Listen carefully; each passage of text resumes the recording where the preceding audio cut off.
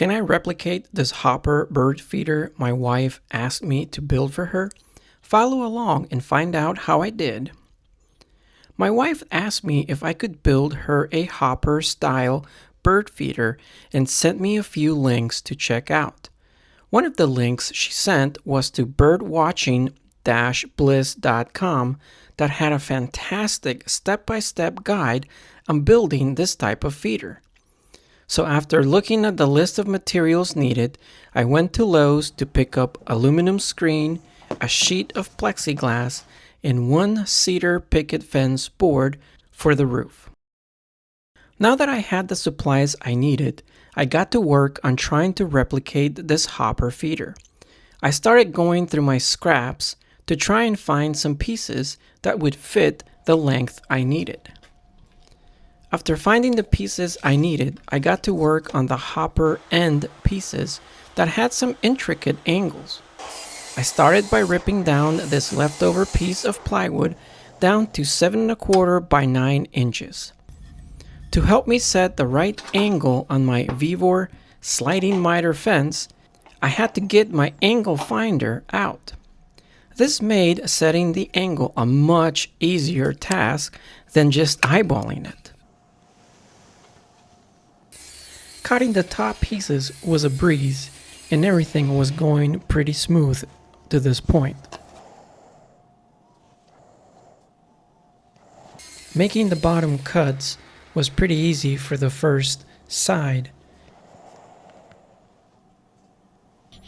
It was when I had to flip the board around and cut the other end where things got a little complicated. I tried using the sliver that I had cut from the other side to maintain the board straight, but it was moving on me, even having it against the fence of that miter gauge. So I had to rethink my method of cutting this.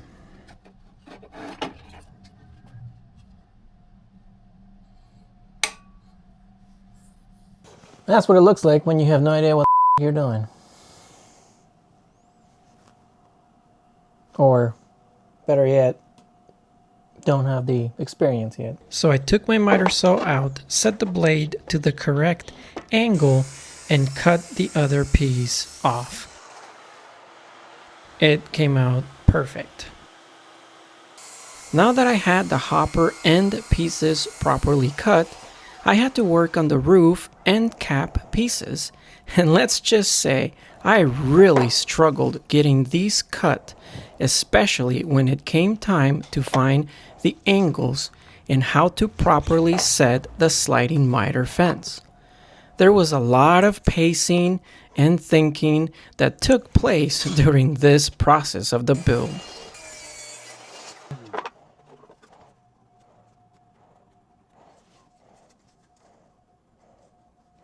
To get the last 90-degree cut, I set the angle piece against the fence of the miter saw and made my cuts. Now that I had the hard cuts out of the way, the next step was to take the cedar picket fence board and cut that into 4 pieces measuring 16 inches long. I left about a 1/2 inch overhang so that I could use my table saw and trim down the pieces so that they would be equally sized.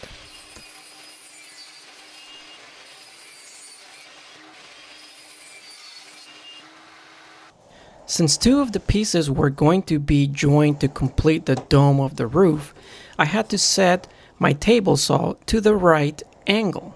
Before cutting the actual picket fence boards, however, I used some scrap strips I had laying around to test out the angle to make sure it was the correct one. Should I use a push block or a sliding fence to make this angle cut? I think that's pretty close. Set it at 28 or 29 degrees on the table saw. Perfect.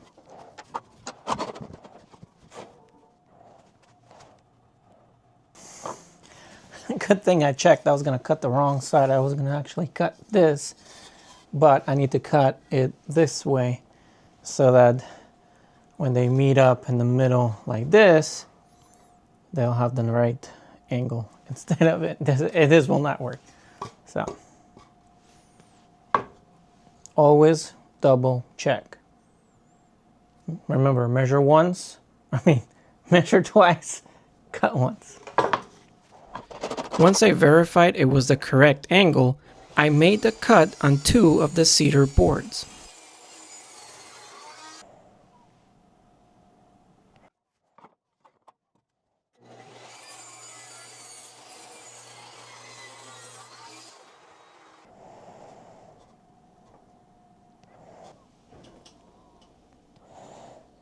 All right, pretty good.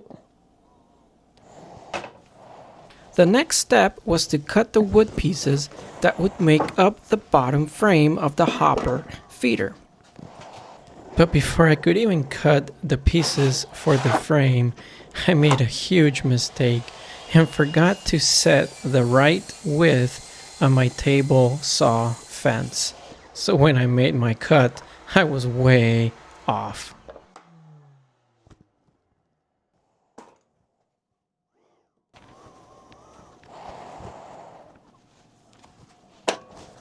Remember when I said measure twice, cut once? Make sure you also set your table saw fence to the right width. Ay, ay, ay. So with a shameful walk, I went over to my scrap wood pieces to try and find some wood that I could use for the frame of this hopper feeder. It's going to be a mishmash of different woods because I am just trying to use all the scraps I have to build this hopper feeder. These consisted of 2 frame end rails that were 14 inches by 1.5 inches wide, 2 frame side rails 12 inches long, 2 perches measuring 12 inches long, and 4 bottom screen support pieces that were 13.5 inches long. Now I need to mark off some lines where I'm going to be putting in the plexiglass for the feeder. About 1/2 inch to 1 inch from the edge. I took the hopper end pieces and cut a small dado in order to slide the plexiglass. The 1/8 inch blade width was big enough to accommodate the plexiglass. Once I had all the pieces cut, it was time to assemble this feeder. I started by building the roof, attaching the roof end cap pieces to the pointed part of the roof. I did struggle a bit with figuring out how to drive a brad nail with how awkward the angle was.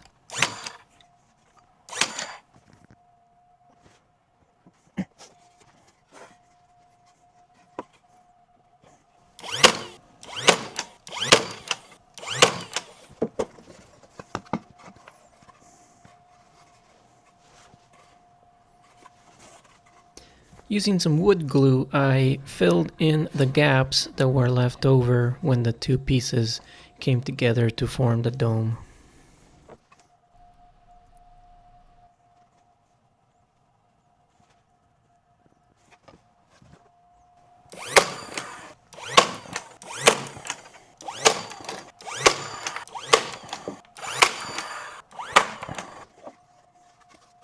After getting the 2 angled pieces joined to the end cap pieces, I was able to take the other 2 cedar boards and attach them to the bottom of the angled roof pieces to create a tiered look in the roof.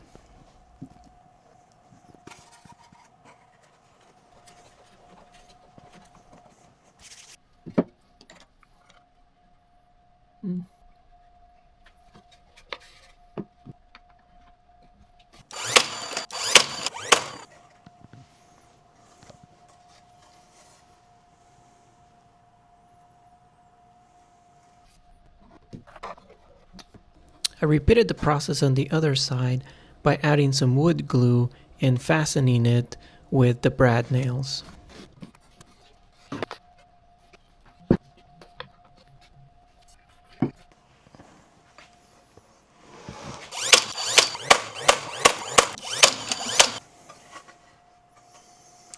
It's looking like a little house.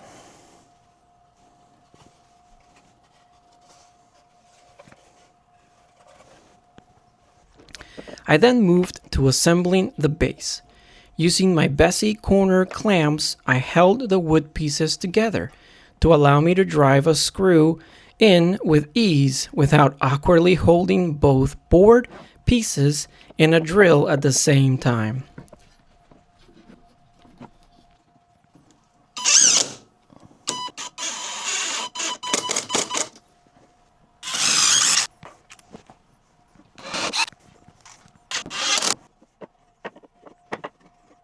I measured about 2 inches from the end of the frame to mark the location of the 2 perches. I did have to loosen the screws holding the frame together as it was a very tight fit.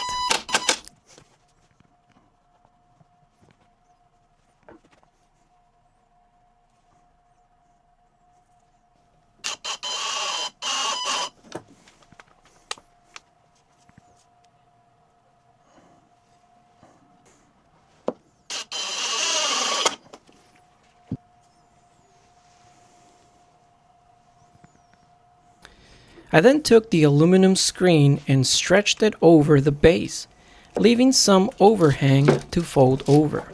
And using some scissors, I cut the screen down.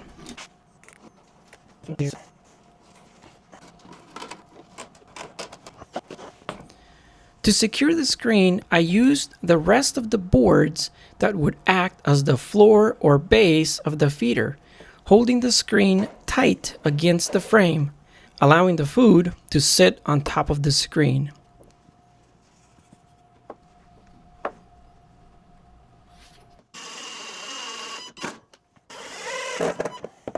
Having over-tightened the one board, I had to cut a whole new piece off. That sucked.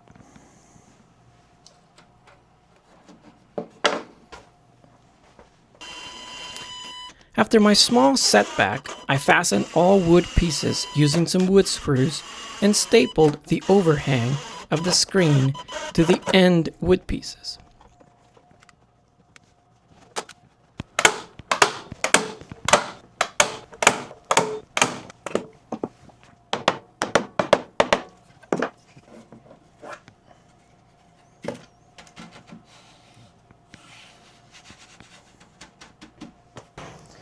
Now we get to attach these 2 pieces. Now that I had the base complete with screen and all, it was time to fasten the hopper end pieces.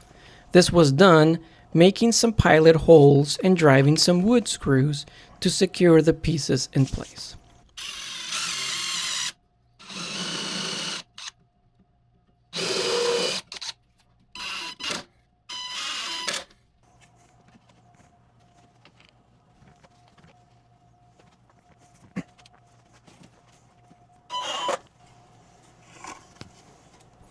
All I had left to do was cut down the large piece of plexiglass down to fit between both end pieces.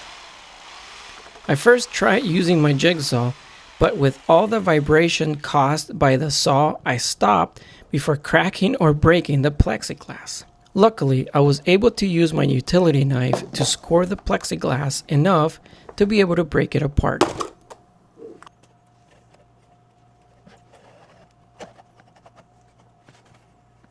Having cut one a bit too wide, I had to use my sander to file down one side enough to fit in between each feeder end. Since I got a little carried away during my sanding process, I made the piece too narrow and had to use a finishing nail to keep the plexiglass from going all the way to the bottom of the platform.